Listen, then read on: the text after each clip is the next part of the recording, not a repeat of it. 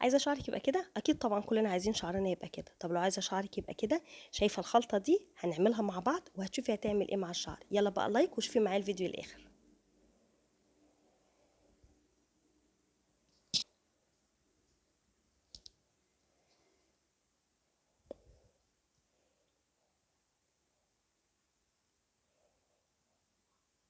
اهلا بيكم في كل مكان. النهارده الفيديو بتاعنا جديد ومختلف عن محتوى القناه.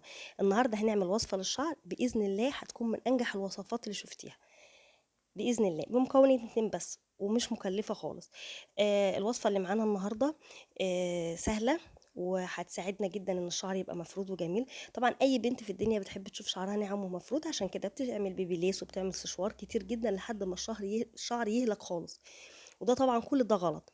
الوصفه بتاعتنا النهارده هتشوفيها بديل البروتين، بتفرد الشعر جدا، وهي وصفه هايله قوي قوي قوي. يلا حطي لايك واستفيدي من الفيديو وتعالي ما نشوف المكونات بتاعتنا. عبارة عن بذر الكتان ونشا، بس هما المكونين دول. هتجيبي من عند العطار ب5 جنيه بذر الكتان و5 جنيه نشا. انا عملت النص ده ونص ده. هنجيب حلة صغيرة او كزرولة، نحط بذر الكتان ونحط عليه ازازة مية ونحطه على النار. بيقعد على النار حوالي 10 دقايق. انتي بتحسي كده ان شكله اتغير يعني. اول ما بيغلي بتقعدي بقى ايه بتقلبيه كده كل شوية. بعد ما غلي ده شكله، شايفين؟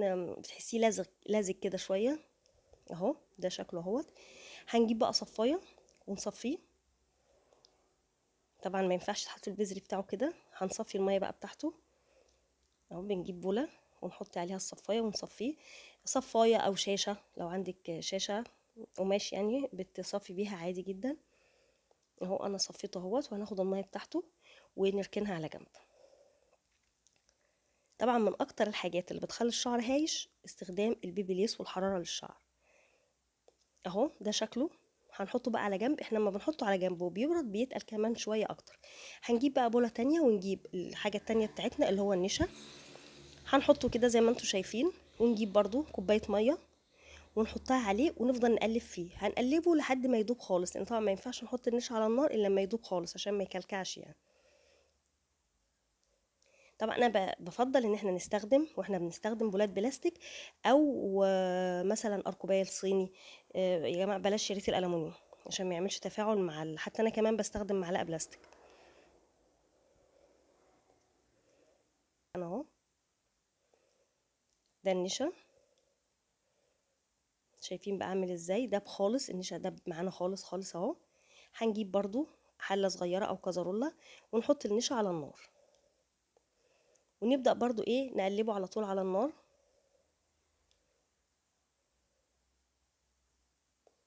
يا جماعه جربوا الوصفه دي بجد ممتازه. النشا بيساعد على فرد الشعر، وبذر الكتان بيعمل على تغذيه الشعر. بالظبط 5 دقايق وهتبصي تلاقيه بدأ يتقل كده معانا، بقى شبه المهلبيه كده زي ما انتم شايفينه. هننزله بقى من على النار،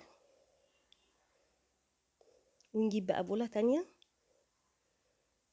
بعد ما ننزله من على النار ونحط النشا. الوصفه دي يا جماعه عشان ما فيهاش اي مواد حافظه، هتتحط يعني في التلاجة حوالي اسبوع بس، مش اكتر يعني، مش اكتر من اسبوع، لانها ما فيهاش اي حاجه تحفظها. حطيت انا النشا مش كله، وبرده بذر الكتان مش كله، مش هحط الكميه اللي معايا كلها اهو. شايفين تقل ازاي؟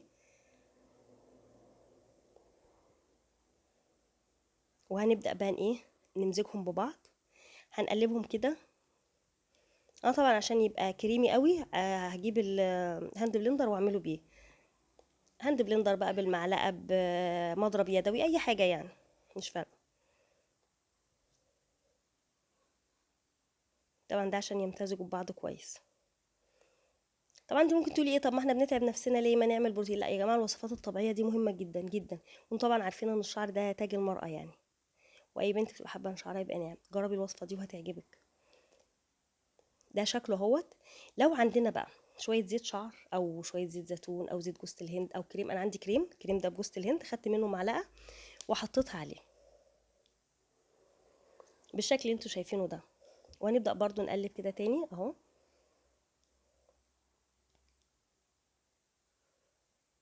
ده شكله بقى النهائي اهو معانا، شايفين شكله عامل ازاي؟